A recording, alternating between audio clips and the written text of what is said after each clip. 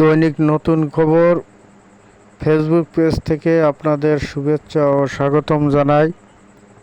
আমি এই মুহূর্তে আপনাদের দেখানোর চেষ্টা করছি একটি পুকুরে চারা মাছের চাষ করে রবিন বিশ্বাস সফল। তিনি 10 কাঠা জমিতে চারা মাছের ডিম ফেলে সে সফল। দেখুন এই পুকুরে সে কিভাবে চারা মাছ ফেলেছে।